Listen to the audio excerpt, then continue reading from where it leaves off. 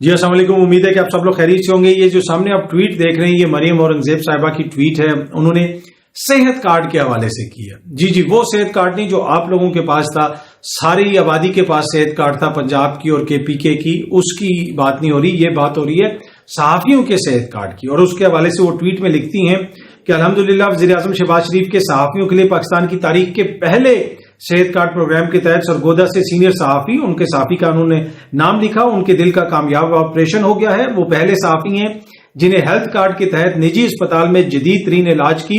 بہترین سہولت ملی ہے، جس کی تمام ادائیگی ہیلتھ کارڈ سے ہوئی ہے۔ آج میرے لیے بہت خوشی کا دن ہے، فنکاروں اور صحافیوں کی صحت کے تحفظ کا مقصد تعبیر میں ڈھل گیا ہے۔ آگے انہوں نے صحافی کا نام لکھا، ان کے اہل خانہ کو انہوں نے مبارکباد پیش کی اور ان کی صحت یابی کی دعا کی۔ ہم سب بھی دعا کرتے ہیں ان کی صحت یابی کی۔ لیکن اس ٹویٹ کے اوپر فواد چودھری صاحب نے کو ٹویٹ کیا ہے جو یہ کہہ رہی ہیں نا کہ خواب تعبیر ہو گیا، صحت کارڈ مل گیا، صحافیوں نے کا علاج ہو گیا، یا صحافیوں کی صحت کے حوالے سے یہ ایک بہت بڑا قدم ہے۔ یقیناً بہت بڑا قدم ہوگا، لیکن فواد چودھری صاحب نے جو ٹویٹ کی وہ تھوڑا سا بیک گراؤنڈ بتاتی ہے۔ فواد چودھری صاحب اپنی ٹویٹ میں لکھتے ہیں کہ جناب شیم لیس ٹویٹ، انہوں نے یہ لکھا ہے کہ یہ شرم سے آری ایک ٹویٹ ہے۔ یہ جو ہیلتھ کارڈ تھا وہ تو تمام پاپولیشن کے لیے تھا پنجاب اور کے پی کے کی، لیکن P M L N government turned it into a class bribery, لیکن نون لیگ کی حکومت نے اس کو ایک مخصوص طبقے کے لیے بطور رشوت پیش کیا، ایک رشوت کے طور پہ ایک مخصوص طبقے کو دے دیا۔ یعنی وہ یہ کہہ رہے ہیں کہ صحافیوں کو ہیلتھ کارڈ دے دیا، باقی سب کے ہیلتھ کارڈ میں سے یہ چیز بھی ختم ہو گئی، وہ چیز بھی ختم ہو گئی، ہیلتھ کارڈ کا بڑا ایشو ہے جی، ہیلتھ کارڈ میں یہ نہیں ہو سکتا، اس میں بڑا فراڈ ہو رہا ہے، لیکن صحافیوں کو دے دیا ایک مخصوص کلاس کو رشوت کے طور پہ۔ وہ اس لیے کہہ رہے ہیں کہ جی سب جب صحافی اپنے ہیلتھ کارڈ استعمال کریں گے تو میڈیا پہ بھی ذکر ہوگا، وہ انفلوئنس بھی کر سکتے ہیں، وہ اس طرح کا بیانیہ بنانے میں آسانی ہوگی، تو وہ یہ کہہ رہے ہیں کہ یہ تو ساری پاپولیشن کے لیے تھا، لیکن آپ نے اس کو ایک مخصوص کلاس کو دے دیا اور اس کو بطور رشوت کے طور پہ دیا۔ انہوں نے یہ کہا کہ غریب جو لوگ ہیں ان کو سب سے زیادہ نقصان ہوا ہے مریم نواز کی اس پالیسی کی وجہ سے۔ اب وہ یہ بات اس لیے کر رہے ہیں، آپ کو یاد ہوگا کہ مریم نواز صاحبہ کی ایک آڈیو آئی تھی جس میں مبینہ آڈیو کے اندر انہوں نے کہا تھا کہ عمران خان کے پاس دکھانے کے لیے ہے کیا، ماسوائے ایک صحت کارڈ کے۔ لیکن اب وہ صحت کارڈ کے ساتھ جو ہو رہا ہے اس کی زیادہ ڈیٹیلز میں مجھے جانے کی ضرورت نہیں ہے، لیکن خواب کی تعبیر ہو گئی ہے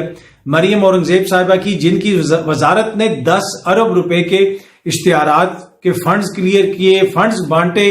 10 ارب روپے کے، یہ ان کی وزارت تھی مریم اورنگزیب صاحبہ کی، اور آج وہ یہ ٹویٹ کر رہی ہیں کہ ان کا خواب پورا ہو گیا۔ تو اب یہ کوئی نہیں کہہ رہا کہ جی صحافیوں کو صحت کارڈ نہیں ملنا چاہیے، لیکن تمام آبادی کو ملنا چاہیے۔ پہلے تو ساری آبادی کو مل رہا تھا عمران خان کے دور، تو یہ فواد چودھری صاحب کہہ رہے ہیں کہ جناب یہ تو سب کے پاس تھا، تو آپ نے سب کے پاس ہی رہنے دیتے، صحافیوں کو انوکھا کون سا دینے کی ضرورت تھی؟ عمران خان نے تو ہر بندے کو دے دیا تھا، چاہے وہ پروفیسر ہو، چاہے وہ صحافی ہو، کوئی بھی بندہ ہو، جو جس مرضی، چاہے وہ اوورسیز پاکستانی بھی ہو، اس کا نی کاپ بھی ہو تو وہ نی کاپ بھی ڈالتا تھا، تو اس کو آ جاتا تھا کہ جناب آپ بھی ایلیجیبل ہیں، وہ تو ہر کسی کے لیے اویلیبل تھا۔ لیکن یہاں پہ ایک مخصوص، جس طرح اشتہارات ایک مخصوص اس کو دیے گئے انڈسٹری کو، کیونکہ اس انڈسٹری کے ذریعے بیانیہ بن سکتا ہے، تو فواد چودھری یہ کہہ رہے ہیں کہ یہاں پہ بھی ایک مخصوص طبقے کو بطور رشوت جو ہے یہ آپ صحت کارڈ دے رہے ہیں۔ لیکن جی صحت کارڈ دینا تو بڑی اچھی بات ہے، پر اس آرگیومنٹ میں جان ہے کہ کسی ایک مخصوص طبقے کو دینے کے بجائے سب کو دینا چاہیے، جس طرح عمران خان کی دور حکومت کے اندر سب کو دیا گیا تھا۔ اچھا جی، نگران حکومت کے منسٹرز کی آج ایک پریس کانفرنس ہوئی، یہ سامنے آپ ڈان بھی دیکھ سکتے ہیں، ڈان نے بھی اس کو رپورٹ کیا ہے، میڈیا پہ بھی لائیو چل رہی تھی، ٹی وی پہ میں دیکھ رہا تھا، سارے منسٹر جو ہے 4-5 منسٹر بیٹھے ہوئے تھے،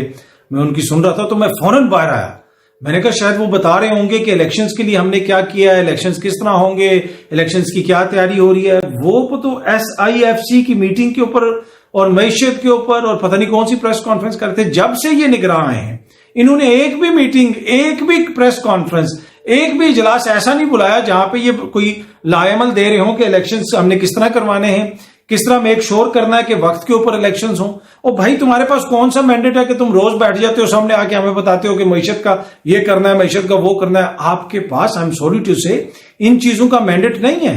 آپ آئے ہیں نگران، آپ پریس کانفرنس کریں الیکشنز کے حوالے سے، قوم کو بتائیں الیکشنز کب ہونے ہیں۔ اب تو بلاول صاحب بھی جو ہے وہ مطالبہ کر رہے ہیں کہ 90 روز کے اندر الیکشن ہو، پہلے جو کچھ کر کے گئے وہ سب کے سامنے ہے۔ جو حلقہ بندیوں والا معاملہ، سینسس والا معاملہ، وہاں پہ اپنے بندے سے بٹھا کے سائن بھی کروا لی اور اب کہہ رہے ہیں کہ جی 90 روز کے اندر الیکشنز ہوں. پر اینی وے یہ نگران روز ہی کوئی نہ کوئی پریس کانفرنس کرتے ہیں اور روز ہی میرا وہ جو جسے کہتے ہیں نا ایک دم سے طرح نکل جاتا ہے. میں بھاگ کے جاتا ہوں، میں کہتا ہوں شاید وہ کوئی الیکشنز کی کوئی ہونی پڑی ہے کسی اور مسئلے،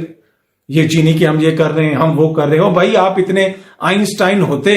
تو یہ آپ ملک کہیں سے کہیں اور نہ لے کے چلے جاتے. آپ اتنے آئنسٹائن نہیں ہیں، آپ کو صرف لایا گیا ہے کہ آپ نے الیکشنز کروانے، جتنا آپ کا مینڈیٹ ہے آپ اس مینڈیٹ کے اندر رہیں اور ملک میں الیکشنز کروائیں. باقی ہاں معیشت کے حوالے سے جو سٹیپس اٹھانے ہیں حکومت نے وہ ساتھ ساتھ اٹھاتی رہے گی، لیکن ایمفیسائز آپ کا جو ہے نا آپ کی توجہ اس چیز پہ ہونی چاہیے جو آپ کی آئینی ذمہ داری ہے، جس کے لیے راجہ ریاض صاحب نے اور شہباز شریف صاحب نے مل کے آپ کو لگایا ہے. اور پی ڈی ایم کی ساری جماعتوں نے، اے این پی نے اور پیپلز پارٹی کے بشمول جو ہے پی ڈی ایم سے نکل چکے تھے، انہوں نے اختیار دیا تھا وزیر اعظم صاحب کو کہ آپ اپنی مرضی سے جس بھی نگراں وزیر اعظم کو لگا لیں. پھر نگراں وزیر اعظم سب آئے اور انہوں نے اپنی کابینہ لگائی اور یہ کابینہ الیکشنز کروانے کے لیے آئی ہے. تو توجہ اپنی آپ لوگ الیکشنز پہ رکھیں تاکہ جو عوام کے حقیقی نمائندے ہیں، جو عوام کے ووٹ سے آئیں گے، جو آئین اور قانون کے مطابق جن کا یہ کام ہے ملک کی معیشت درست کرنا، آئین اور قانون کے مطابق جن کا کام ہے کہ یہ بڑے بڑے فیصلے کرنا، جو عوامی مینڈیٹ لے کے آئیں گے،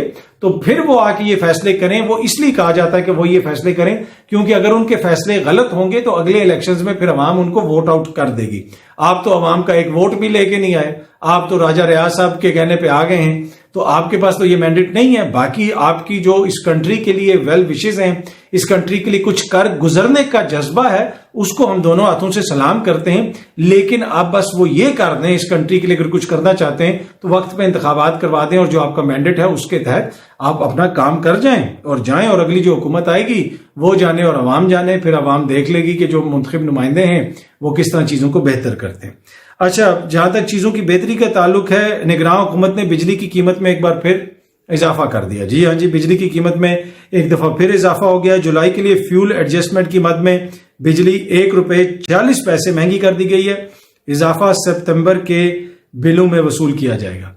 تو روز آپ یہ کر رہے ہیں، وہ کر رہے ہیں، چلیں کرتے رہیں، یہ مجبوریاں ہیں. لیکن یہ لمبی لمبی پریس کانفرنسز اگر آپ نے کرنی ہے تو آپ الیکشنز کے اوپر کریں تاکہ عوام کو کوئی حوصلہ ملے کہ ہمارے نمائندے آئیں گے اور وہ چیزوں کو بہتر کریں گے. آپ یہ کر سکتے ہیں. کوئی الیکٹڈ حکومت روز اس طرح کی مہنگائی کرے گی